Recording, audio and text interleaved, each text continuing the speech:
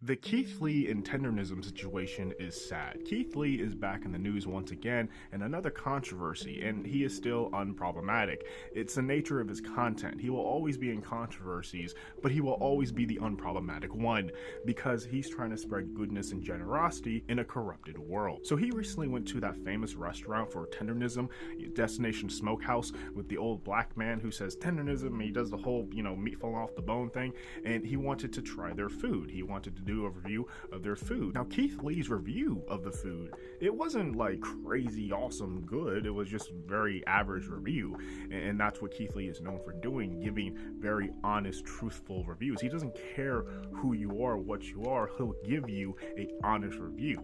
That's why he's famous as he is right now. But as Keith Lee was there, he was trying to give Mr. Tendernism a tip, a $4,000, $5,000 tip.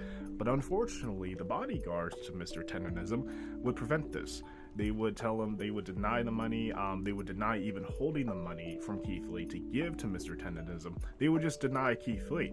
I believe I even heard that the people at the front didn't even know who Keith Lee was, so they just denied him from even seeing Mr. Tendernism. It's just a sad situation all over. Now you have the owner coming out, and by the way, the owner is not Mr. Tendernism. It's not the old black gentleman. It's a white dude.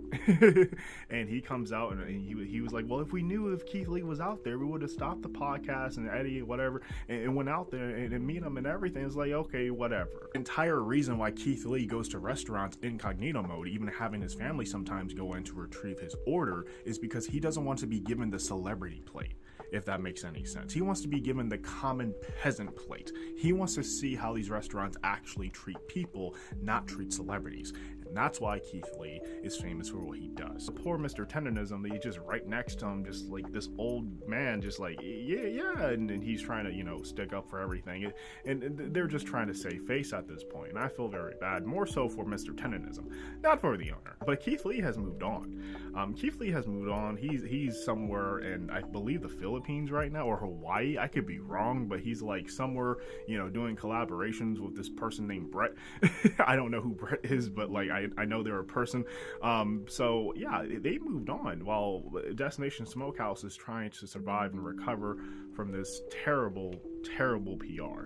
And I say it's terrible because it's the internet.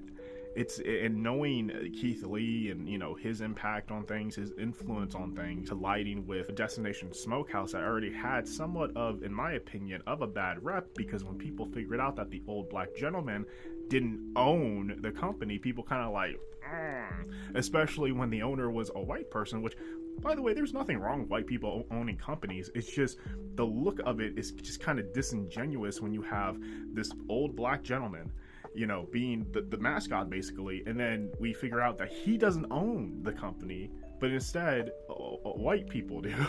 So again, not saying that white people can't own companies. I'm not saying that they can't own smokehouse companies or anything like that. It's just the look of it, of things, and the context. So anyways, what do you guys think about this? I've been First Assistant Michael. Get the hell out of my face, respectfully.